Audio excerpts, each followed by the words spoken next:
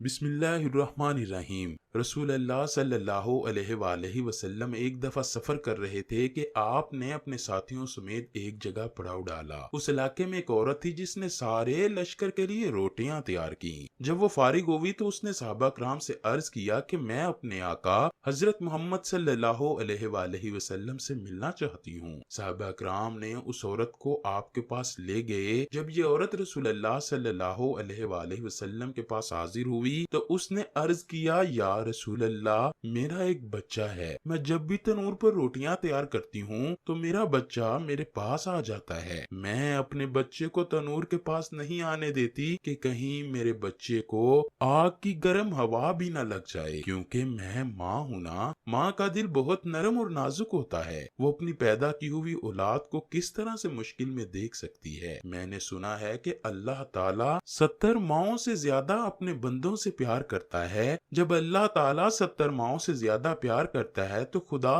ہم کو کس طرح سے جہنم میں ڈالے گا۔ حدیث پاک میں ہے کہ اللہ کے آخری نبی حضرت محمد نے اس عورت کی بات کو سنا اور سر جھکا لیا۔ آپ صلی اللہ علیہ وآلہ وسلم کی آنکھوں سے زاروں کی طرح آنسو بہنے لگے۔ رسول کریم اتنا روئے کہ اللہ کے حکم سے حضرت جبرائیل علیہ السلام آپ کے پاس تشریف لے آئے۔ حضرت جبرائیل علیہ السلام نے فرمایا، یا رسول اللہ کا حکم ہے کہ اس عورت کو فرما دیجئے کہ اللہ نے ان پر ظلم نہیں کیا، انہوں نے اپنی جانوں پر خود ظلم کیا ہے۔ اللہ تعالیٰ تو چاہتا ہے کہ میرا بندہ مجھ سے مانگے، کیا مانگتا ہے میں اس کو عطا کے لیے تیار ہوں۔ یہ لوگ خود توبہ نہیں کرتے، یہ لوگ شیطان کی باتیں مانتے ہیں، یہ تو اللہ تعالیٰ کی بارگاہ میں توبہ ہی نہیں کرتے، یہ تو اللہ تعالیٰ کو بھول چکے ہیں، یہ لوگ اپنے عمل کی وجہ سے دوزخ میں ڈالے جائیں گے۔ حضرت ابو ہریرہ رضی اللہ تعالیٰ عنہ سے مروی ہے کہ رسول کریم نے فرمایا، میری پوری امت جنت میں جائے گی، لیکن جو انکار کرے گا وہ جنت میں داخل نہ ہوگا۔ عرض کیا گیا، جنت جانے سے کون انکار کرے گا؟ آپ صلی اللہ علیہ وآلہ وسلم نے فرمایا، جس نے میری اطاعت کی وہ جنت میں داخل ہوگا، جس نے میری اطاعت نہ کی وہ جہنم کی آگ میں بھڑکے گا۔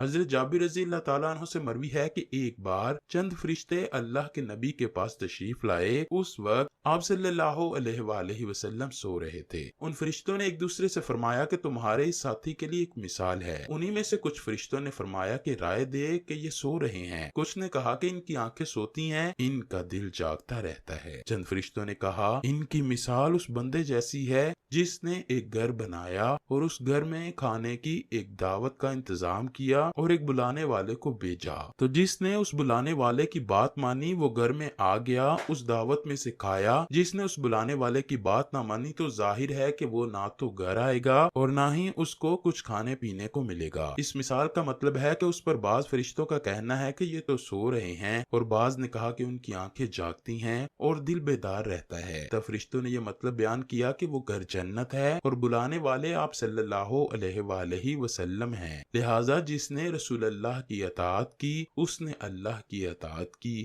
جس نے محمد کی نافرمانی کی اس بندے نے اللہ کی نافرمانی کی۔ اور حضور اکرم صلی اللہ علیہ وآلہ وسلم کی وجہ سے لوگوں کی دو قسمیں ہو گئیں، جس نے آپ کی بات مانی اس نے اللہ کی مانی اور جنت میں جائے گا، جس نے آپ کی بات نہ مانی اس نے اللہ کی نہ مانی، وہ جنت میں نہیں جائے گا۔ حضرت ابو موسیٰ رضی اللہ تعالیٰ عنہ حضور اکرم کا ارشاد نقل کرتے ہوئے فرماتے ہیں کہ میری اور اس دین کی مثال جس کو دے کر خدا نے مجھے بھیجا ہے اس آدمی جیسی ہے جو اپنی قوم کے پاس آیا اور کہا کہ اے میری قوم، میں نے اپنی آنکھوں سے دشمن کے بڑے لشکر کو تمہاری طرف آتے ہوئے دیکھا ہے، میں تم کو بے غرض ہو کر ڈرا رہا ہوں، لہٰذا یہاں سے بھاگنے میں جلدی کرو۔ چنانچہ اس کی قوم میں سے کچھ لوگوں نے اس کی بات مانی اور سر شام چل دیے اور آرام سے چلتے رہے اور وہ بچ گئے، اور اسی قوم میں سے کچھ لوگوں نے اسے جھوٹا سمجھا اور وہیں ٹھہرے رہے، تو دشمن کے لشکر نے ان پر صبح صبح حملہ کر کے ہلاک کر دیا اور ان کو ختم کر کے رکھ دیا۔ یہ مثال ہے ان لوگوں کی جنہوں نے میری بات مانی اور جو دین حق میں لے کر آیا اس پر عمل کیا، اور ان لوگوں کی جنہوں نے میری نافرمانی کی، جو دین حق لے کر آیا انہوں نے اس کو بھی جھٹلایا۔